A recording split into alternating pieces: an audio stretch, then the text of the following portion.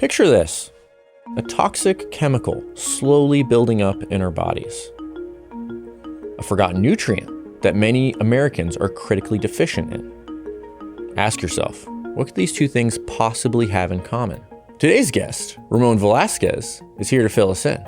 Velazquez is a neuroscientist at the Biodesign Institute who studies what goes wrong in the mind during dementia and how everyday exposures, like nutrients and common weed killers, can either help or harm aging minds. From Arizona State University, this is Lab Coat Optional, the show where advanced research meets everyday curiosity. I'm your host, Pete Zrioka, and every week we talk to the researchers behind this work, minus the jargon and definitely minus the lab coat. In this episode, we explore how our lifestyles and environments may contribute to Alzheimer's disease and the research looking to better understand these factors. It's eye-opening science that might just change the way you look at your yard and your plate.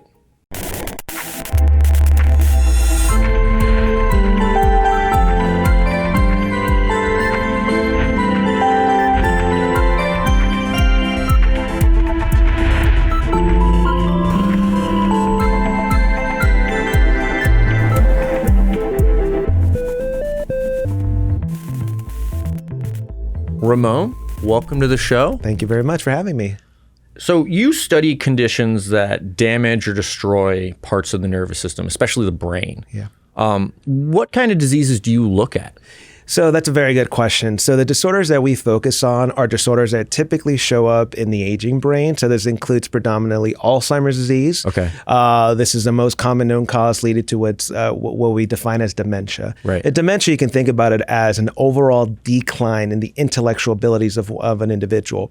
It's typically accompanied, for example, by learning and memory deficits, attention deficits, and then as the disease progresses, you might have other features that make it difficult for the individual to navigate their life, requiring caregiver 24/7. And what's happening in the brain in dementia is it's the death of neurons, which is like your circuitry for your brain, for lack of a better term. So before we describe that, let me just briefly describe neurons in the brain and these cells, right? Hit me. So neurons are essentially the resident brain cells that are critically important for producing our everyday behaviors, right? And what we know from decades of work is that those neurons are very precious because once they die, it's very difficult to get them back. Okay. Literally almost impossible, right? You can't regrow your neurons. You can regrow on. There is some literature showing that two areas of the brain can, but for the most part, no, right? Okay. So that's why we need to take every single possible action to ensure that our neurons are safe throughout our life, because if not, and they begin to die as you age, that can really be detrimental to the individual. Yeah. Yeah. Okay. So, and part of a big focus of your work is understanding the very start of these conditions, Yes. right? Like that inciting event. Can you tell me about that? Yeah. So what we know about these disorders, which we define as the dementias that includes Alzheimer's disease, is that they're driven by what are called proteinopathies, right? And these proteinopathies are essentially proteins that are that are in the brain and accumulate in the brain that don't belong within these cells, these neurons that I described. Okay. And so what happens, they start to hijack essentially the function of these neurons. By doing so, then your behaviors are ultimately altered, right? Okay. Now, what we study in my lab is what are some of the lifestyle and environmental factors that can drive those pathologies to occur, one, and this is in the realm of looking at toxins in the environment, but also what are ways in which we can prevent from these proteins that don't belong within these cells to not be there, right? So one thing that we look at is how diet, for example, plays a very important role in this as well. Okay, so can you give me an analogy for like the accumulation of these proteins? Like what is the function of it? Is it a clog? Is it is it just disrupting something? Yeah. Like how does this work? Let's take Alzheimer's disease as an example, Sure. right? This form of dementia. So you have two proteinopathies that occur in Alzheimer's disease. One is known as the amyloid beta plaque, and the other one is the neurofibrillary tangle. Okay. They are the result of proteins that are actually important in neuronal function. Mm-hmm. But what happens is there's processes that occur that make them aggregate and they become essentially toxic to neurons. Okay. And what they actually do, for for example, within neurons, you need to traffic proteins from one part of cell to the other.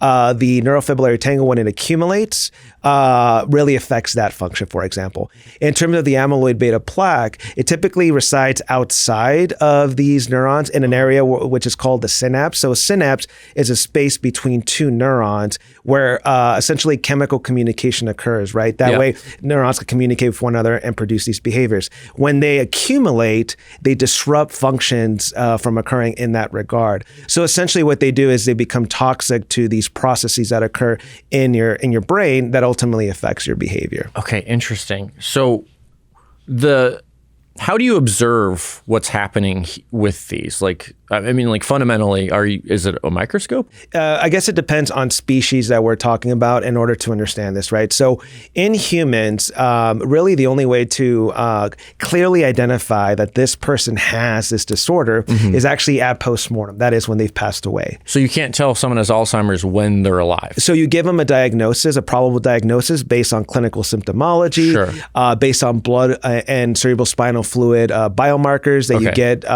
from spinal taps, for example, and it gives you a probable diagnosis, but the confirmation occurs when the individual actually passes away. And when you look at those tangles and plaques. Exactly, in the brain. Now, there are model systems we use that allow us to mimic essentially what happens in Alzheimer's disease, and that's how we develop a lot of the therapies that actually make it to clinical trials and then go on from there. But there are also imaging techniques that have come into play, right? So you can get, for example, a PET scan that allows you to see the amyloid beta plaque burden in an individual's brain. Okay. And there's also new technologies coming out that allow you to look at the neurofibrillary tau tangles as well through PET scans. Okay, and imaging, So earlier, when we first started talking, you mentioned that you look at environmental causes of these neurodegenerative diseases. Recently, you published a paper about a widely used weed killer and its potential effects on the brain. Yeah, for glyphosate. Yeah, glyphosate. Yes. Glyphosate. Yeah, glyphosate. I've been saying it wrong. What did you find, and were those findings surprising to you? I think before I answer the second part, we need to start off with the foundation of why we even looked at glyphosate, right? So glyphosate is one of the most predominantly used herbicides that's used to control wanted weeds in agricultural communities, and also consumers can purchase products if they don't want weeds to grow uncontrollably in their backyard, for example, right? So it's a consumer and an industrial product. Yes, correct. Okay. And why we became interested in this product, in glyphosate itself, is because there's a lot of work showing that glyphosate can induce inflammation, that is the upregulation of immune system molecules that can be detrimental to various tissues or various organs in your body, right? Okay. And there has been some links that glyphosate exposure has the ability to actually cause these things to occur. So what we were interested in doing is understanding, well, what about the brain? Is the brain vulnerable? Can you actually get infiltration of this molecule into the brain? And the reason why we went down that avenue is because many individuals had suggested that the brain was protected by what's called the blood-brain barrier of this herbicide. However, we found in this paper that wasn't true. Glyphosate can actually get into the brain. And when it gets into the brain, it actually induces inflammatory responses, which we know are essential precursors to disorders like dementia and other forms of dementias like Alzheimer's disease. Why did no one ever look at this before? Because number one, when you're talking about inflammation, right? So someone could potentially get like a rash from this, or like maybe you'd have trouble breathing. Like those are the symptomatic effects of being exposed to this weed killer. So, I mean, it seems to me that like, okay, clearly this is not great for us. Right. Why did no one then say it's also maybe not good for our brains? Right. So the reason why it wasn't looked at in terms of the brain is because we didn't have the methodology to do so. Got it. Right. Okay. So in order to detect glyphosate in tissues, there's certain analysis that you can do. However, in terms of processing this and examining this in the brain, that wasn't possible. However, we collaborated with a group over at the Translational Genomics Research Institute here in Phoenix, Arizona, also known as TGen, Dr. Patrick Cheung, who's an expert in being able to detect various forms of chemicals, proteins, et cetera, in various tissues. And he developed a method where we can actually do that. Okay, so cool. And our lab is more focused on the neurodegenerative aspects in brain,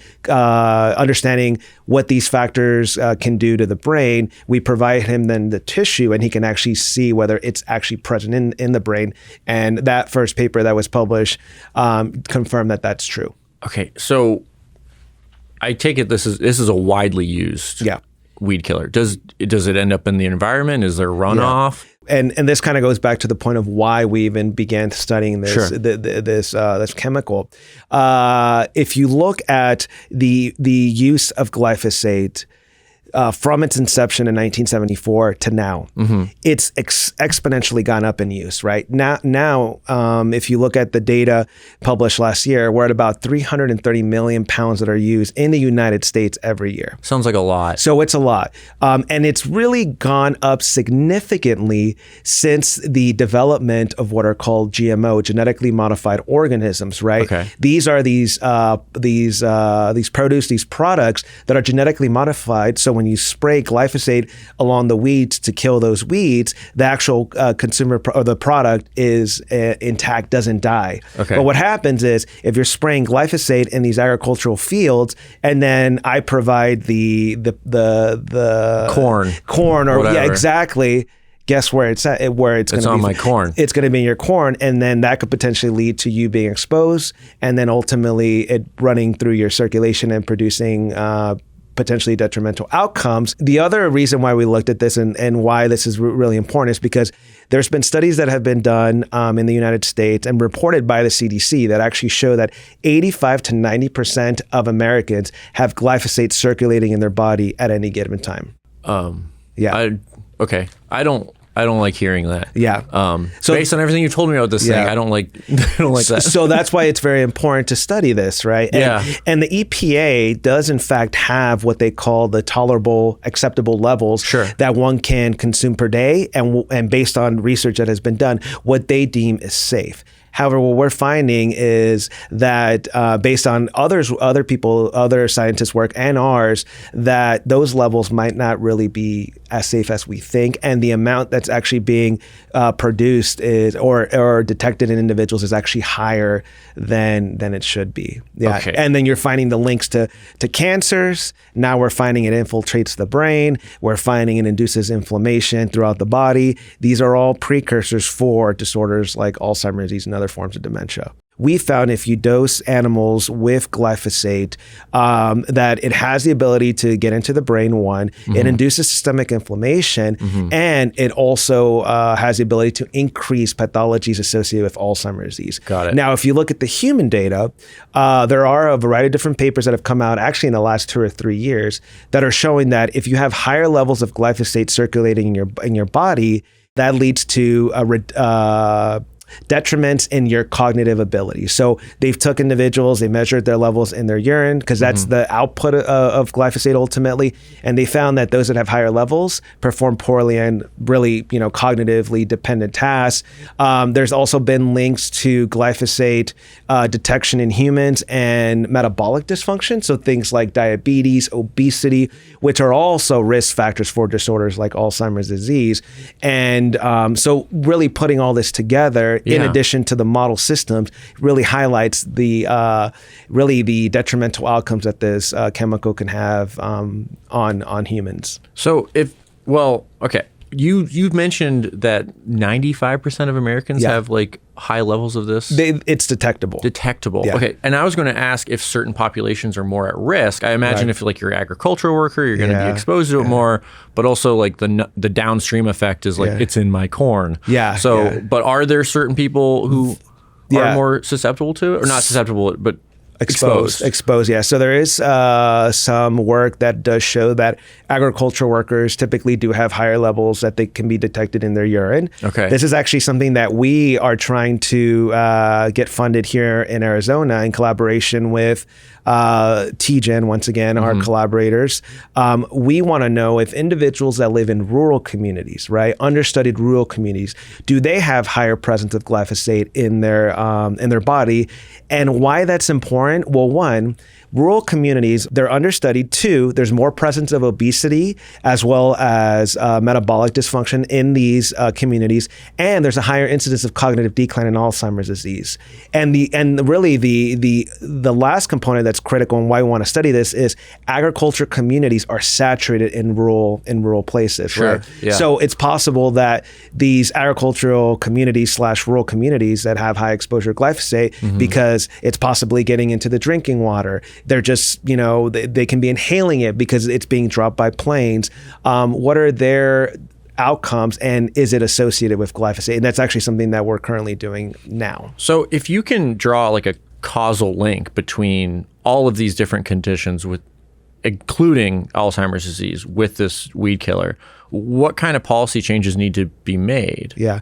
So I think we can learn a lot about our fellow other parts of the world, right? So, for example, in Europe, the regulations for glyphosate are very, very strict. In some cases, glyphosate's not even allowed, right? Okay. So if you look, for example, in Europe, you find that the exposure of allowable exposure of glyphosate is about 50% lower than it is in the United States. So they still use it, but just at much lower. Okay. And some countries are 100% banning it. So if you look at Mexico, last year they were actually going to have a ban of glyphosate, but the big problem that always arises is, what is the alternative, right? And that's a big problem, right? Yeah. So they put a delay on this for about a year, but they are really the example of taking this information and saying, look, we need to do something about this because it is potentially detrimental for human health. Right. There needs to be alternatives. Yeah. It can't just be the bottom line of the farms. The only comment I will make about that is that the individuals that make these products have tried alternatives. Okay. Right. The problem is that there's recent evidence showing that they're actually worse than glyphosate itself. So there needs to be some sort of sustainable way in order for these agriculture communities to be able to produce the produce that consumers need, but still be able to remove the weeds, et cetera, in a safe way. And that can be difficult because if you go to a full organic diet, that can be very expensive. Who can afford that? Yeah. So you go into this socioeconomic problem of like, well, who's going to be able to afford, lettuce if it skyrockets in price and that sort of thing. So it's a very complex problem. So what are our alternatives then? Because we need some sort of herbicide, right? Yeah. There's a lot of companies and some here in Arizona that are actually taking a stance and implementing using strategies to produce products that are pesticide free. So I mentioned this company that produces very delicious bread, Barrio Bread. I just actually plug for them. Actually just got back from doing a tour of their facilities, and they are producing bread and other forms of products, pasta, flour for pizza, for various restaurants throughout Arizona and the United States that are pesticide free. And what they told us, and what really I think resonated, was that Arizona is really the example of how you can actually take a product and grow it in a way that is really pesticide free, because grains that are used, for example, to produce flours thrive in deserts. And I didn't know that. How is that possible? How do you grow a product in a desert? And they, to a complexity that's beyond me. I'm a neuroscientist. I'm not a food science expert. But I will tell you that tasting their product and really their pitch about, we need to move to products that are pesticide free because we have so much evidence showing that it's very detrimental, increases inflammation, and we know that inflammation ultimately can lead to a lot of disasters in one's lifetime. So I think there's alternatives there. I just think that we have to leverage those and learn from those individuals what they have done. And what I really like about Barrio Bread, and they're actually, they work with the Hayden Flour Company. Sure. What I really like about what they were educating us on is that they are creating a product that is going to be affordable. And that's the big, that's the big difference. That's the big difference, right? Because ultimately, what you're finding is if you go to the grocery store and you try to buy an organic product, you know how much more expensive it is. It's at least like a $2 or $3 markup, right? Exactly. So if you can produce a product that's along, maybe it's a little bit more expensive, but not,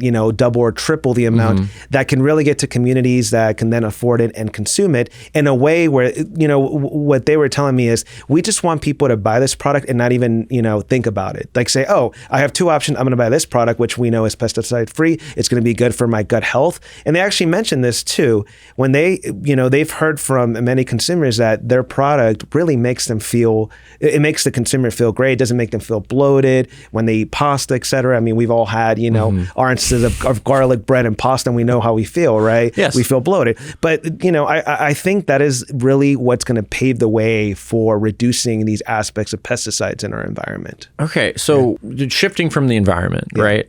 You've also looked at other factors that play into neurodegenerative diseases, such as nutrition. Right. Can you tell me a little bit about that? Yes, that's one of my favorite topics to discuss, right? And it kind of fits in line with the theme of, how do we make essentially or consume products that are pesticide free? Sure. But this is more focused on components of our diet that are necessary for healthy body and brain related function and really aging, right? Okay. So, and what I refer when I talk about this and I refer to this, what I'm really talking about is choline, right? Choline. So choline, yes. And choline, what choline is, it's an organic compound that can actually be produced by mammalian species. So we produce it, so do other forms of animals endogenously. That means our body has the ability to produce it, but it doesn't produce adequate amounts that are necessary. So in 1998, the Institute of Medicine set out recommendations of how much choline one needs to consume on a daily basis for body and brain related functions. And we can talk a little bit about what those body and brain related functions are in a second. But before we do that, what we have found in the last couple of decades is that most Americans are not reaching the amount that they actually need, right? Okay. So the recommendations for an adult woman is 425 milligrams per day. Okay. For an adult man, that is 550 milligrams per day. If you look at the consumption across the United States, the deficiency is at about 50% on average. So we're getting about half of what we need. Why is that important? And why do we need to, one, raise awareness about this? And two, why do we need to ensure that people are really getting proper amounts? Well, the reason why that is because choline plays important roles in reducing inflammatory molecules in your body. So if you have less choline, it's actually been shown it increases systemic inflammation. Okay. So that's not good, one, because we talked about that earlier. Yeah. Two, choline is important in building the cell membranes, or essentially you can think about the walls that allow things to go in and out of cells, right? Yeah. Because you also don't want just anything getting in, because that can be detrimental. And what research has found is that if you don't get enough choline, it actually damages cells in an organ known as a pancreas. Okay. Pancreas produces insulin. Yeah. And if you don't produce enough insulin because the cells cannot function properly, guess what happens? You're more susceptible to disorders like diabetes, right? So we are actually doing some of the work in that area now, looking at are individuals that have deficiencies in choline more predisposed to disorders like prediabetes, as well as other forms of metabolic dysfunction, right? So that's one aspect. And two, really what I've spent about 10 to 12 years of my career looking at is what are the brain-related effects, right? Well, choline is important in building a chemical in your brain, which we refer to as neurotransmitters in your brain that are important for communication between neurons, right? These cells. Right. And it's a precursor for that, right? Now, the reason why that's important is because what we find in disorders like Alzheimer's disease is that acetylcholine usually goes down. So one of the things we're venturing now is it because maybe you don't have enough adequate choline to build that actual chemical in the brain. And is it like a cumulative effect? Like you spend your whole life being like under cholined and suddenly you're starting to develop Alzheimer's disease? That is what we're finding. So what we're finding, and that's why we look at it as more of what's necessary one, but we look at it more as a preventative measure, right? Yeah. We are finding, and we've done some of these studies in various models, systems that we use in my lab, where we actually can track across a lifetime what happens if you don't get enough choline in your diet, right? You're still producing it endogenously, but you're not getting the dietary amounts. And what we have found is that it increases systemic inflammation. It can lead to deficits in motor function and other forms of cognitive abilities. And it also can increase markers associated with Alzheimer's disease. So where do we get choline? What foods are in it? What foods is it in? Yeah, that's a great question. That's the number one question I always get. So the highest source of choline is found in eggs. Okay. And why is that? And I heard this analogy once by a doctor, and it just really resonated. Right, egg and the egg yolk is where life begins. Right. Choline is critical for fetal development. It's very important. We can talk a little bit about that as well, but that's why its highest concentration is in egg yolk, right? So one egg has approximately 135 milligrams of choline. Okay. So if you have an omelet for breakfast, you're reaching with 2 or 3 eggs, you're pretty much there in terms of the choline intake you need per day, right? Poultry, so chicken, turkey, other forms of poultry, salmon, fish. Okay. Not only does salmon or fish have choline, but it's also going to have other forms of important nutrients, fatty acids, omega-3s, that sort of thing. And also leafy greens, berries, beans have good amount of choline. So really what it comes down to is products that are very healthy for an individual, not just because of the choline, but because of other aspects, antioxidants, for example, as well. Well, you've named a lot of things that I like to eat, so that's comforting. Yeah, that's great. How serious of a problem is like choline deficiency in our population? Like you said, people get about 50% of it? People get about 50%. The current data suggests that about 85 to 90% of Americans are not getting enough choline. Wow. So it's a big problem. And the way that we get around this, and what I've spent a big portion of my career doing, is trying to raise awareness, right? One of the things that you find, and this is true for also maternal health, right, is that many physicians are not aware that choline is critically important or required in the diet, right? So I can give you an example. So choline is important throughout adulthood. We've showed that, but it's also important for the developing fetus. So if someone's pregnant, the fetus is developing, everything that choline is necessary for is going to be critical within that fetus, right? Building cell membranes, building these chemicals that are important for our brain, but it also has the ability to regulate gene expression, right? So regulating gene expression is critically important because that's going to essentially differentiate liver cells when it produces proteins to kidney, to brain, etc. There's studies that show that if you're deficient in choline while you're pregnant, you can have long-term consequential effects throughout life. And you can actually even have neural tube defects, right? The baby could, exactly. And what I have found, and I actually did this is more anecdotal, but my younger sister, she just had a baby. Congratulations, Uncle Ramon. Yeah, exactly. And thank you very much. And she's followed my work for quite a bit of time. And she said, I'm pregnant. I'm going to take my choline. I know it's critically important. She went to her doctor and asked about choline. The doctor said, I don't know what you're talking about. One of her friends did the same thing. The doctor said, I don't know what you're talking about. I don't know what choline is. What is choline? Why are you taking this? So it's part of raising awareness and also connecting with the doctors and letting them know this is actually required by the Institute of Medicine. Women that are pregnant actually are required to consume more choline. Why is that? One, you need it for the fetus, but you also need it for yourself. There's been studies that show that if you measure the circulating levels of choline in blood of a pregnant woman, pre and post pregnancy, you actually find that the levels go down substantially while they're pregnant. Why is that? Because it's all being fed to the fetus. What does that mean for the mother? Right? That can be detrimental to her because now she's not getting adequate choline. And some of the studies that we're doing now is trying to understand, well, is it possible that a mother that doesn't consume adequate choline levels during pregnancy is kind of essentially predisposing herself to detrimental outcomes later in life because that was a really true significant deficiency when the fetus was actually developing. Baby sucked up all your choline. Pretty much, Okay. So we should start a campaign where it's like, eat your choline, like the Ovaltine thing. Yes.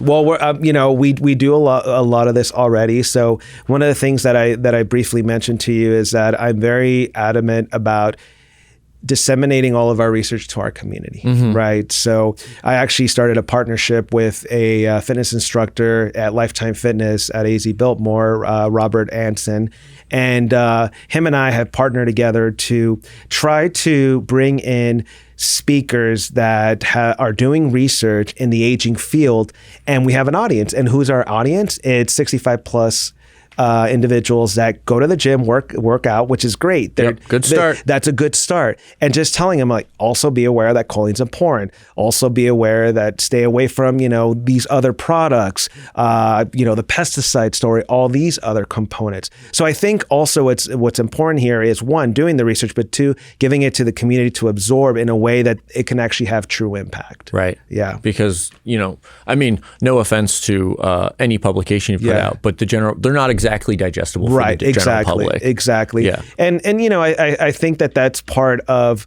what we have struggled with in the past, but I think that organizations like ASU does a very good job at being able to work with scientists to take something that's very technical and make it more broad so anyone can essentially absorb it. Yeah. Fantastic. Yeah. I wanted to jump back to nutritional recommendations for choline. Yeah. Do those need to be higher, or do people just need to meet them? That's a great question. So that's actually, when I talk about the choline story, right, I think it's a twofold problem. Sure. One, most Americans are not getting enough choline. That's based off the recommendations implemented by the Institute of Medicine and now NIH, National Institute of Health. You can actually go into the NIH, they have a website. If you just search NIH choline consumption, it'll pull up essentially information of how much you should be consuming per day based off the recommendations first established. Sure. However, our research is now showing that maybe those amounts are still not optimal for brain health. Okay. Here's why. They're good for all other functions, yes, but they might not be having the effect you need on your brain. Exactly. So what we have actually, let me backtrack and say the recommendations that have been established in 1998 were based on work that was done that showed that if you are deficient in choline, this can produce fatty liver disease or a fatty liver. And that makes sense because choline is important for fat metabolism, right? So based off that, the recommendations were set out so you can prevent this. However, if you fast forward 20 years now, we're finding more and more that if you give more choline, there's actually added benefits to that, suggesting that those levels that were first established might still not be optimal, which is a big problem because most people are not reaching those levels, and we're finding that more is actually better, right? But there's a ceiling effect, though, and I do want to touch on that, right? So if you consume 6 times the recommended daily amount of choline, there could be some toxicity. However, that would be about 3 grams, or probably, you're talking a total about 14, 15 eggs a day, which most people won't do, right? Maybe if you're a bodybuilder. Yeah, well, even then, yeah. But so really what we're trying to establish now in the field is what is the optimal dose based on this research showing that we need more choline for proper brain health. And earlier you mentioned buying organic foods. There's a socioeconomic factor to that. Right. Do you think that's the same for choline and meeting your choline requirement for the day? A lot of people live in food deserts in the United States. It's harder to get fresh produce. I think it can be. When you look at the products that have choline in them, right? Eggs. We saw what happened with eggs recently, right?